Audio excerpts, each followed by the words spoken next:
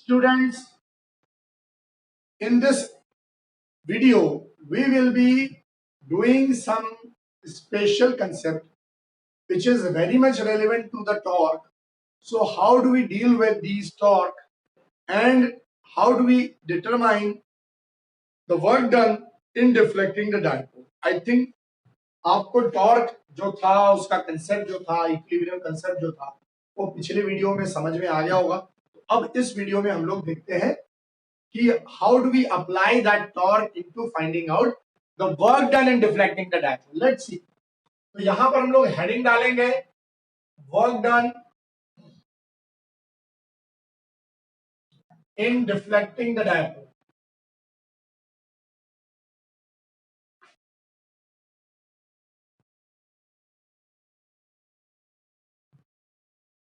There is a dipole system again, but we know that it definitely requires a torque at two different ends so that it starts rotating about its mean axis, जो कि अपने उसके perpendicular mean axis से के about उस dipole को move करना चालू कर देता है।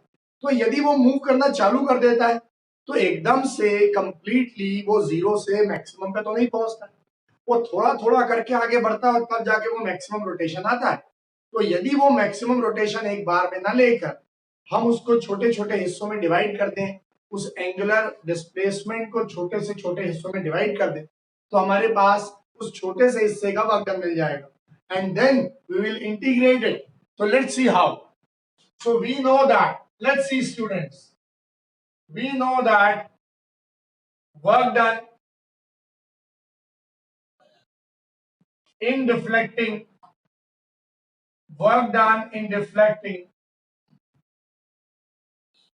a dipole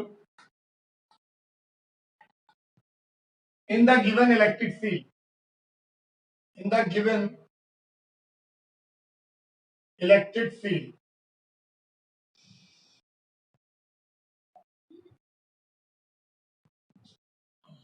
is given as dw।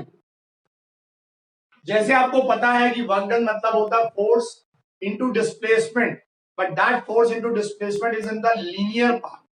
But whenever we talk about rotation, because if there is a rotation of the dipole, so that's why whenever we talk about rotation, so we don't require linear displacement, we require angular displacement here. So that's why we will be taking and the force will be changed into torque. तो यदि मैं इसकी dipole के rotation की displacement linear से यदि analogy बनाऊं तो हमारे पास फोर्स इनटू डिस्प्लेसमेंट जो लीनियर पाथ में था उसको रोटेशन में लाने के लिए क्या करेंगे, वर्क डन की वैल्यू किसकी इक्वल आ जाएगी, that is torque into angular displacement. तो let's see dw equal to tau into d theta. ये आपको मालूम है वर्क डन स्केलर क्वांटिटी है, टाउ हमारे पास वेक्टर, इसलिए मैंने उसका मॉड्यूलस फॉर्म ले लिया जिससे स्केलर फॉर्म आ गया। अब देखें आगे, तो ये मेरे पास इक्वेशन नंबर 1 है, बट तुम्हें एक चीज और मालूम है कि पिछले वीडियो में हमने देखा था कि टाउ जो था वो हमने ऑलरेडी निकाला हुआ था। तो सिंस टाउ जनरल कंसेप्ट में हमारे पास जो निकल रहा था वो निकल रहा था PE sine theta, general concept में पीई साइन थीटा निकल रहा था। इसकी वैल्यू उठा के क्या करें हम लोग, इक्वेशन नंबर 2 मान लें और इसे हम लोग कहां रख देते हैं, पहले वाले इक्वेशन में। Now we will get the relation, now we get the relation as tau, sorry, work done equal to tau into d theta। इस जगह पे हम लोग क्या करेंगे, टाउ की जगह क्या रख देंगे बेटा, PE sine theta into d theta. तो हम लोग क्या करेंगे, इसे PE sine theta into d theta equal to d W रख देंगे। अब हम लोग क्या करते हैं, इससे आगे हम लोग ये करते हैं कि हम इसका इंटीग्रेशन करेंगे because we require d W and we have got sine theta d theta as an operator. PE is a constant, we'll be taking out. So on integration, therefore on integration of equation 3 within limits, students, we should do the integration within limits because we don't know where that dipole starts from and where it goes up to. जहां कहां से start हुआ है और कहां तक जाएगा हमें नहीं मालूम है, बट कहीं से तो स्टार्ट होगा, किसी एक पोजीशन तक तो पहुंचेगा. तो जहां से स्टार्ट हो रहा है मैंने उस पॉइंट को ले लिया मान लो θ1. Suppose we have taken it as θ1 and we will be considering it as θ2 as the final result. So क्या मिलेगा बेटा, यहां ध्यान दें. So therefore we get the relation as dw 0 to w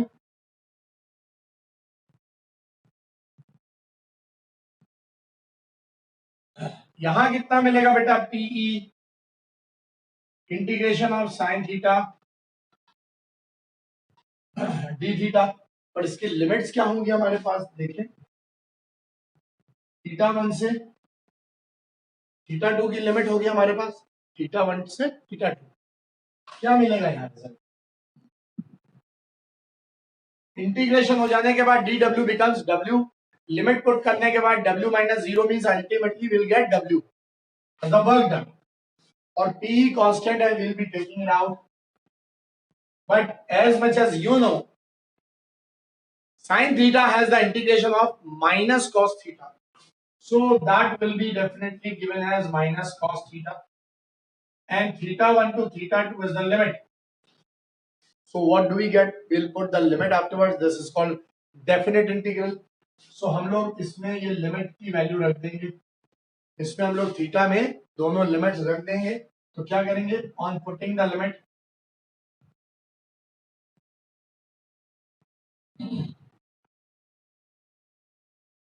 we get, on putting the limits we get क्या मिलेगा, let's see.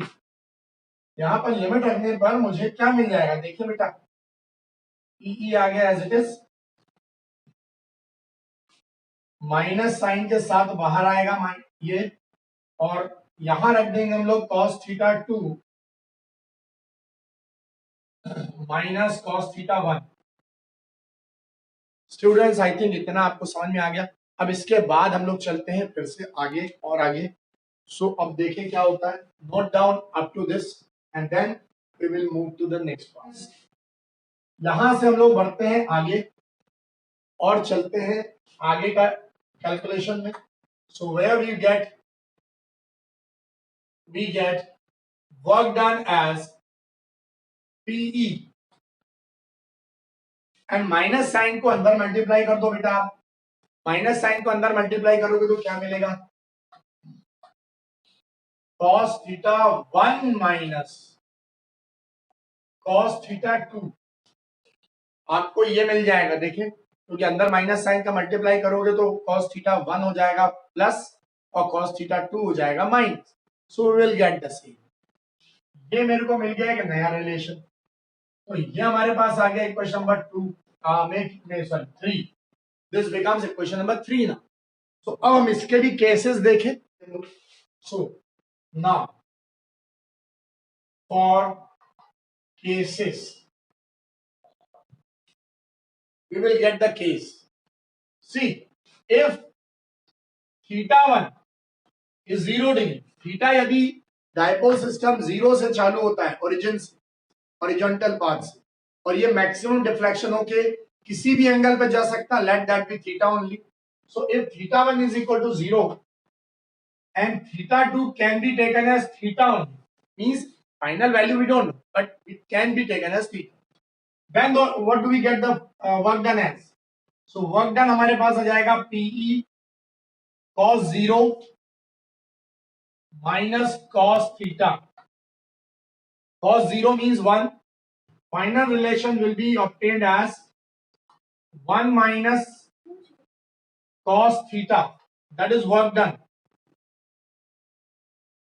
But it's another case number 2, suppose we have taken, और इसके पैरेलल में लिख दो आप, केस नंबर 2 लिख दो इसका, कि मान लो वो 90 पे पहुंच चुका है, यदि deflection of the dipole already यहां आ चुका है, अब यहां से वापस मेरे को इधर या इधर वापस लाना है, तो क्या होगा, मुझे नहीं मालूम कि कितना एंगल पे जाएगा, तो फाइनल एंगल फिर से मैं थीटा ही लूं, पर इनिशियल कितना हो जाएगा मेरे पास, ये 90 से चालू होगा।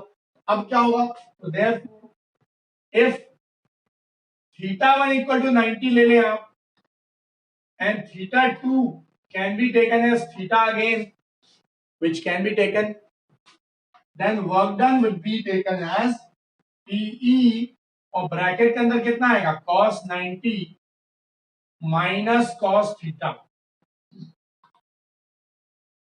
Final result will be taken as cos 90 means 0.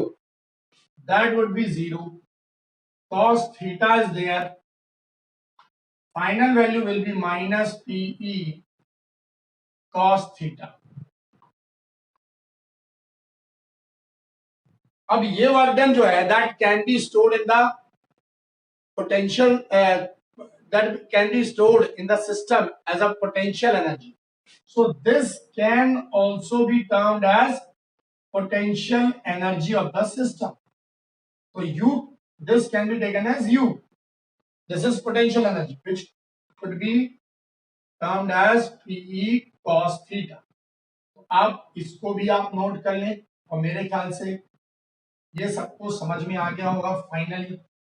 तो इस प्रकार से हमारा एक टॉर्क और उसके कारण से आने वाला वर्क डन, ये दोनों के दोनों हमारे लिए बहुत इंपॉर्टेंट पार्ट है स्टूडेंट्स।